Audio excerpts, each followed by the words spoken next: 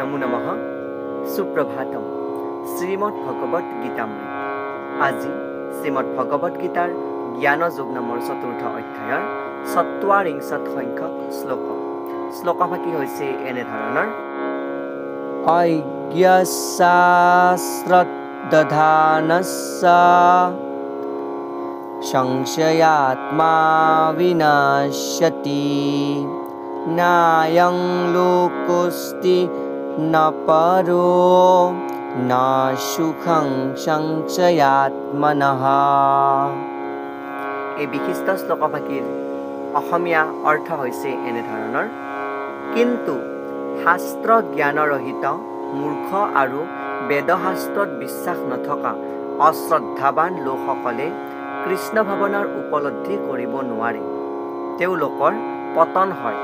যাৰ অন্তৰত সন্দেহ বিদ্যমান তেওঁৰ বাবে ইহলোকতো সুখ নাই পৰলোকতো সুখ নাই বুলি কোৱা প্ৰসংগত শ্ৰীমদ ভগৱত শ্ৰীকৃষ্ণই সখা অৰ্জুনৰ আগত উক্ত শ্লোকভাগীৰ অৱতাৰণা কৰিছে। শ্লোকভাগীৰ পূৰ্বৱৰ্তী শ্লোকত উল্লেখ কৰিছে যে শ্ৰদ্ধাৱান লভতে জ্ঞানম, অৰ্থাৎ শ্ৰদ্ধাৰ দ্বাৰাইহে জ্ঞান লাভ হয়। কিন্তু ইয়াতে কৈছে যে মূৰ্খ আৰু অজ্ঞান যি বেদশাস্ত্ৰৰ ওপৰত বিশ্বাস নকৰে আৰু অশ্ৰদ্ধাৱান যি গুৰুক শ্ৰদ্ধা কৰিব নাজানে তেওঁৰ কাৰণে এই কৃষ্ণ ভাৱনা উপলব্ধি কৰাটো সহজ সাধ্য নহয় বুলি ইয়াতে উল্লেখ কৰিছে। আৰু তাৎপৰ্যক্ৰমে এনেদৰে উল্লেখ কৰিছে যে সকলো প্ৰামাণ্য বৈদিক শাস্ত্ৰৰ ভিতৰত শ্ৰীমদ ভগৱত গীতাই হৈছে শ্ৰেষ্ঠ। গীতাক শ্ৰেষ্ঠ বৈদিক শাস্ত্ৰৰ ভিতৰত অন্যতম বুলি কৈছে। প্ৰায় পশুতুল্য মানুহবিলাকৰ প্ৰামাণ্য বৈদিক শাস্ত্ৰবিলাকৰ প্ৰতি শ্ৰদ্ধাও নাই আৰু সেইবিলাকৰ জ্ঞানো নাই। কিছুমানে আকৌ এই শাস্ত্ৰবিলাক পঢ়িছে যদিও আৰু এই শাস্ত্ৰবিলাকৰ শ্লোকসমূহৰ যি উদ্ধৃতি দিব পাৰে যদিও এই শাস্ত্ৰবিলাকৰ কথাৰ প্ৰতি প্ৰকৃত বিশ্বাস নাই, অৰ্থাৎ ভাষণত যদি এই শ্লোকৰ উদ্ধৃতি বা প্ৰমাণ দাঙি ধৰিও মনত এই শ্লোকৰ প্ৰতি কোনো সন্মান নাই আৰু শ্লোককেইটাক যিকেইটা শ্লোকে আমাৰ সচৰাচৰ জীৱনক প্ৰতিনিধিত্ব কৰিছে এই শ্লোকসমূহক উপলব্ধি নকৰে, মানে বিশ্বাস নাৰাখে, কিন্তু শ্লোকসমূহক তেওঁ উদ্ধৃতি দিয়ে।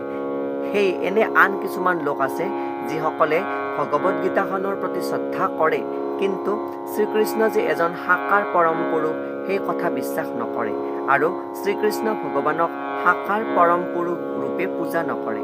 এইবিধ মানুহৰ মনত কৃষ্ণ ভাৱনাৰ উদয় নহয়, তেওঁলোকৰ পতনহে হয়। ওপৰত উল্লেখিত সকলোবিধ মানুহৰ ভিতৰত যাৰ বিশ্বাস নাই, যি সদায় মনত সংশয় লৈ থাকে, তেওঁলোকৰ আধ্যাত্মিক পথত সমূলে উদ্গতি নহয়। যি মানুহৰ ভগৱান আৰু ভগৱানৰ বাণীত বিশ্বাস নাই সেই মানুহৰ ইহলোকতো মংগল নহয় আৰু পৰলোকতো মংগল নহয়। তেওঁলোকৰ বাবে কোনো ধৰণেই সুখ নাই। সেইবাবে ভগৱানৰ বাণীৰূপে যি শাস্ত্ৰসমূহ আছে তাত নিহিত নীতিসমূহ শুদ্ধভাৱে শ্ৰদ্ধাৰে অনুসৰণ কৰিব লাগে। তাৰ ফলত শুদ্ধ জ্ঞানৰ স্তৰলৈ উদ্গতি কৰিব পাৰি। কেৱল সেই জ্ঞানৰ সহায়তেহে যে আধ্যাত্মিক উপলব্ধিৰ চিন্ময় স্তৰলৈ উঠি যাব পাৰি। আন কথাত ক'বলৈ গ'লে সংশয় লৈ থকা মানুহৰ বাবে আধ্যাত্মিক মুক্তিৰ কোনো সম্ভাৱনা নাই। অৰ্থাৎ যদি ভগৱানক প্ৰাৰ্থনা কৰোঁ নে নকৰোঁ, দ্বিধাত উপনীত হৈ থকা, শ্ৰীমদ ভগৱত গীতাক মই অনুসৰণ কৰোঁ নে নকৰোঁ, তেনেকুৱা দ্বিধাত উপনীত হৈ থকা লোকৰ আধ্যাত্মিক মুক্তিৰ পথ সুগম নহয় বুলি ইয়াতে উল্লেখ কৰিছে।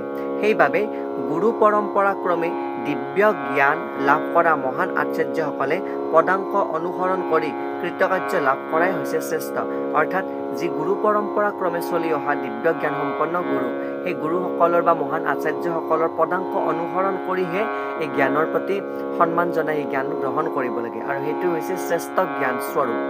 কিন্তু ইয়াতে ভগৱান শ্ৰীকৃষ্ণৰ যি সাকাৰ স্বৰূপৰ কথা কৈছে, যদি আমি শুদ্ধভাৱে উপলব্ধি কৰিব পাৰোঁ, ভগৱানক আমি সাকাৰ ৰূপেও চিন্তা কৰিব পাৰোঁ, উপলব্ধি কৰিব পাৰোঁ আৰু আমি নিৰাকাৰ ব্ৰহ্মকো উপলব্ধি কৰিব পাৰোঁ যি কৃষ্ণৰে স্বৰূপ। যদিও এই শাস্ত্ৰসমূহত আমাৰ যি নীতি বাক্যসমূহ উল্লেখ কৰিছে, শ্ৰীমদ ভগৱত গীতাই হওক, ৰামায়ণেই হওক, বেদতে হওক, সেই বাক্যসমূহ আমাৰ জীৱনত উপলব্ধি কৰাই প্ৰয়োগ কৰাটোহে আচল স্বৰূপ। আৰু এই আচল স্বৰূপটোক উপলব্ধি কৰিবলৈ আমি যেতিয়া সেইটো প্ৰয়োগ কৰিবলৈ শিকিম, সেই বাণীসমূহক কেৱল অধ্যয়ন কৰি মনতে থাপি থলেই নহ'ব, সেই বাণীসমূহক উপলব্ধি কৰি আমি সচৰাচৰ জীৱনত বাহ্যিক জীৱনত আভ্যন্তৰিক জীৱনত যেতিয়া প্ৰয়োগ কৰি আমি সুফল লাভ কৰিব পাৰিম, তেতিয়াহে আচল কৃষ্ণ ভাৱনা লাভ হ'ব। কেৱল কৃষ্ণতে সমৰ্পিত হয় যদি কেৱল কৃষ্ণক আৰাধনা কৰি বা যদি কোনো কাৰ্যসিদ্ধি নকৰি বা যি মন্ত্ৰসমূহ বা শ্লোকসমূহ আছে শ্লোকসমূহ পাঠ কৰি তাৰ মৰ্মটো উপলব্ধি কৰি তাৰ যদি প্ৰয়োগ কৰা নাযায়, কেৱল ভগৱান কৃষ্ণতে সকলো সমৰ্পণ কৰি যায়, তেতিয়াও এই কাৰ্যসিদ্ধি নহয়, সেই শ্ৰেষ্ঠত্ব লাভ কৰিব নোৱাৰে বা পৰম মুক্তিধাম লাভ কৰিব নোৱাৰে। গতিকে ভগৱান শ্ৰীকৃষ্ণই পূৰ্বৱৰ্তী পৰ্যায়ত কৈ আহিছিল যে কৰ্মণ্যে ব্যাধিকাৰস্তে, মানে কৰ্ম কৰিব লাগে। গতিকে ভগৱানৰ সেই বাণীসমূহক অনুসৰণ কৰি নিজৰ কাৰ্যত ফল আশা নকৰাকৈ কাৰ্যটো কৰি যাব লাগে। যিটো সংশয় নোহোৱাকৈ কৰা কৰ্মত সেই ফল লাভৰ পথ সুগম হয় বা সেই কাৰ্যসমূহ সিদ্ধি হয় বুলি ইয়াতে উল্লেখ কৰিছে। সেয়েহে মই ভগৱান শ্ৰীকৃষ্ণৰ সাকাৰ আৰু নিৰাকাৰ দুইটা স্বৰূপকে বিশ্বাস কৰোঁ আৰু তেওঁৰ কাৰ্যসমূহ উপলব্ধি কৰি, তেওঁৰ শ্লোকসমূহ বা মন্ত্ৰসমূহ উপলব্ধি কৰি সেই শ্লোক বা মন্ত্ৰসমূহ বাহ্যিক জীৱনত বা মোৰ জীৱনত প্ৰয়োগ কৰিবলৈ মই প্ৰয়াস কৰোঁ। এয়াই মোৰ চৰম লক্ষ্য। এয়াই শ্লোকভাষীৰ সৰল গুণাৰ্থ। ধন্যবাদ।